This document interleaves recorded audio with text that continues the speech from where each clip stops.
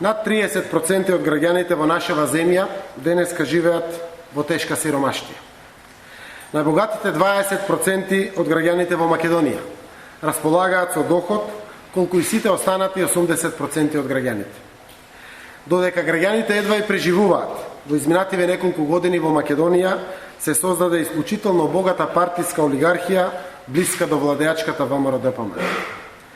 Основна цел на новата програма на СДСМ е враќање на средната класа во државата и подобрување на условите на живот за сите граѓани. СДСМ нуди предлог мерки и решенија за подобрување на животниот стандард и на социјално загрозените граѓани, сиромашните и останатите ранливи групи. Денес ќе промовираме некои од мерките на СДСМ во делот на социјалната политика на партијата. Првата мерка е можност за докуп на стаж и воведување на државна социјална пензија. Во Република Македонија има илјадници граѓани кои се постари од 65 години, но кои не примаат пензија бидејќи не го исполнуваат законскиот минимум. Овие граѓани многу често се оставени без било каков приход.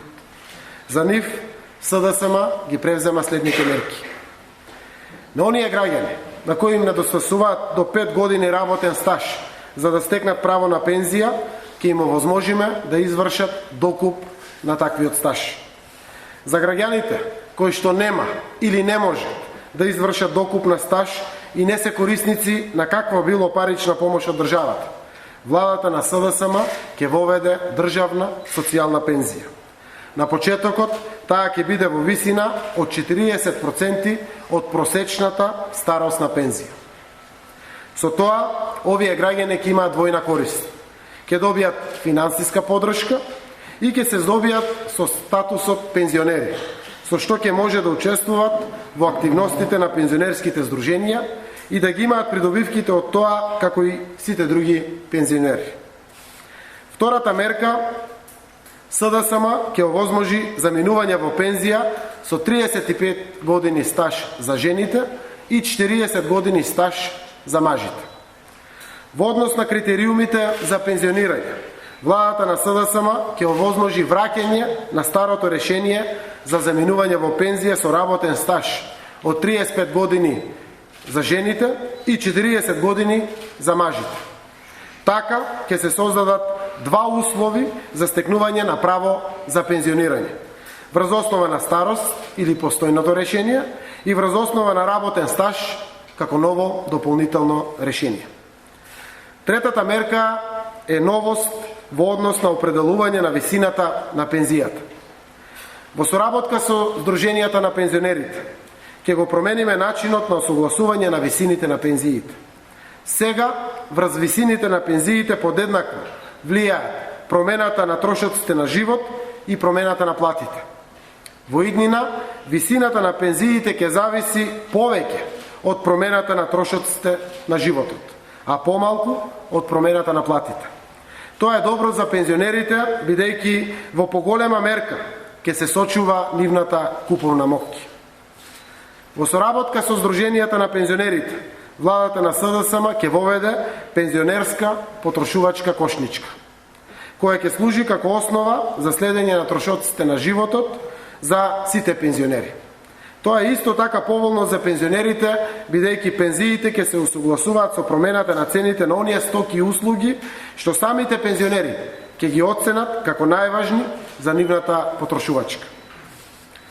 Ќе го скратиме периодот за осогласување на висината на пензиите. Наместо постојното решение за осогласување на висината на секои 6 месеци, висината на пензиите ќе се осогласуваат на секои 3 месеци. Тоа е особено поволно за пензионерите, бидејќи ќе овозможи побрзо приспособување на пензиите. Така ќе се избегне сегашната ситуација, каде основните животни продукти често поскопуваат за краток период, а пензионерите морат да чекаат половина година за да им се зголемат пензиите. Четврта мерка. Владата на Социјалдемократскиот сојуз ќе ја зголеми социјалната помош за 40% во рок од 4 години. Секоја година владата на СДСМ ќе ја зголемува социјалната помош по 10% годишно просечно. во рок од 4 години по доаѓањето на власт. Тоа ќе значи зголемување на висината на социјалната парична помош за 40%. Тоа зголемување ќе се однесува на корисниците на социјалната парична помош, корисниците на постојаната парична помош, постојаната парична помош за корисниците неспособни за работа и материјално необезбедени и паричниот надоместок за нега и помош од друго лице. И петата мерка, идната влада на СДСМ ќе донесе посебен закон за правата на лицата со посебни потреби. Ќе донесеме закон за правата на лицата со посебни потреби кој темелно и на системски начин ќе влијае врз многу витални области од животот на овие наши сограѓани. Со тоа ќе бидат решени повеќе проблеми со кои се соочуваат тие граѓани. Од решенија на проблемите со кои секојдневно се соочуваат во облик на физички бариери, административни бариери и обесправеност, преку нивно работно ангажирање, па се до нивно поголемо вклучување во сите општествени текови. Од сите наведени мерки, секако и од многу другите кои ги планираме и ги пласираме секој ден во јавност, станува јасно дека за нивното остварување ќе бидат потребни значителни финансиски средства.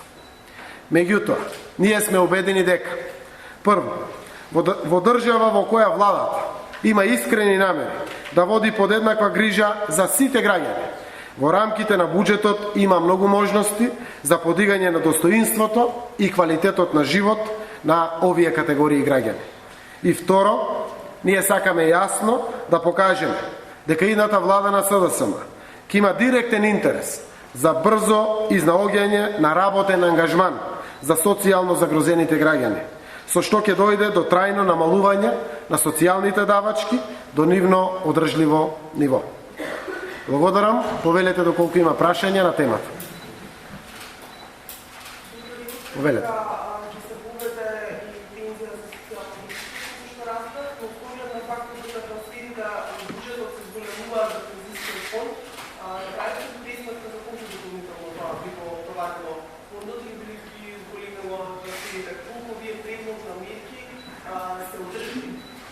Еве вака, знаете дека 5 месеци сме посветени на сите овие предлог проекти или мерки или решенија кои што ги нудиме кон граѓаните. Најголем дел од времето се потроши на финансиските калкулации кои што ќе имат своји рефлексии или реперкусии врз буџетот. Еден крупен дел од буџетот денеска се одвојува за социјалните трансфери. При тоа, секој 10% зголемување годишно, ќе значи 10% зголемување на сите овие трансфери кои што досега се одделуваат за социјално загрозените категории на граѓани. Ако сакаме да изградиме фер општество, прво не можеме да очекуваме дека со 2.500 денари 5-члено семејство може да го закрепи животот. При тоа, апсолутно, сите овие резерви во буџетот кои што денеска постојат, сите овие непродуктивни трошини, кои што денеска се сосема актуелни во ова наше општество во кое што живееме, само 20% од нив се сосема доволни за овие 10% зголемување. И не е во ред да растат социјалните трансфери како вкупен расход во буџетите.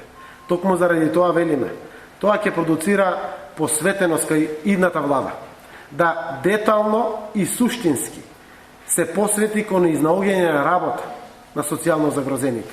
Вистински да им бара работа, како би го релаксирала тој расходен дел од буџетот. Тоа е земање прво обврска за повеќе пари за нив, но второ, обврска за да не генерира поголеми расходи во буџетот. Во уставот ни стои социјалниот карактер на државата. Ако сакаме да изградиме фер општество, праведно општество, со социјалната компонента, каде што средната класа ќе биде доминантна во општеството, мораме да посегнеме токму по овие работи. Неколку пати презентираме мерки, на вистина досегашните мерки немаат влијание врз буџетот. Овие ќе имаат влијание. Токму тие причини и тоа така го соопштува. Повелете?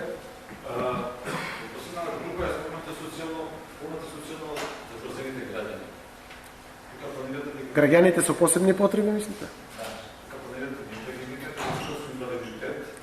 Значи, како една група која до сега беше безмолно маргинализирана на државата и на стопанството, тоа се последни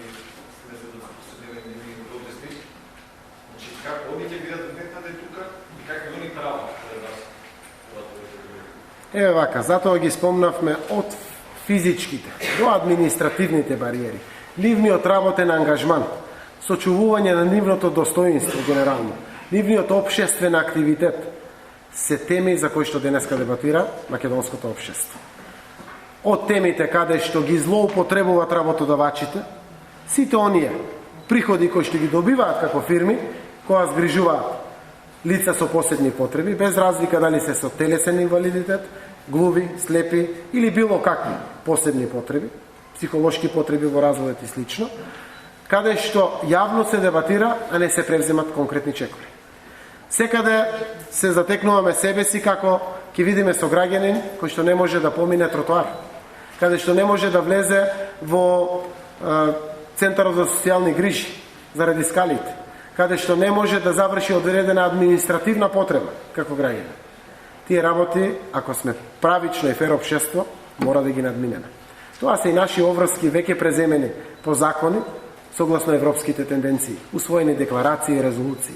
За жал во пракса не се применет. Ако разговарате со граѓаните со посебни потреби или лица кои што живеат со нив, ќе ви кажат сите детали и односно ќе ве потсетат на оние детали кои што сите ние ги знаеме. Мора да им овозможиме достоинствено нивно работно ангажирање, каде што тие ќе бидат рамноправно инклузивни во општеството како сите ние, каде што честа и достоинството ќе им биде сочувано, а ќе имат фер шанса да заработат, а не да чекат социјална помош. Тоа тие го барат и тие тоа го можат, барем најголемиот процент токму од нив. Апсолутно општеството не би било со социјална димензија и карактер ако не води грижа за сите тие бариери кои што денеска се поставени пред нив. Тоа се пред се физичките и административните бариери кои што ги имат. Со еден ваков посебен закон